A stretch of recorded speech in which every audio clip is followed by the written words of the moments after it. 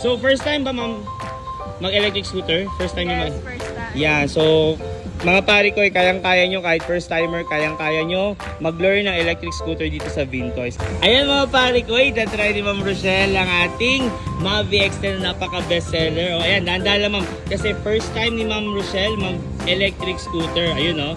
Ayun. Sige, dahan-dahan lang ma'am. Okay? Okay, abante. Ayun. So, ang ating Mavi X10 is a single motor with 1,000 watts mga pare ko. Ayan. So, meron na tong headlight, signal light, tail light at saka brake light. At meron yan siyang RGB light sa baba. Ma'am, pwede mo i-on yung headlight? Headlight ka? Ito. Ayun. Sige ma'am, abante ka pa. Yeah. You can press harder ma'am para magbilis. Then, bantay ka na sa brake. Ayun. Okay. Kamusta naman siya ma'am? Maganda. Maganda daw, ayan, pero hindi niya pa masyado nasusubukan, pero maganda na daw mga pare ko. So that is our Mavi X10, no? Ayan. Thank you Ma'am Rochelle, thank you. Ayan, so dadalhin niya pa yan siya sa Zamboanga City, galing dito Davao City. Yes!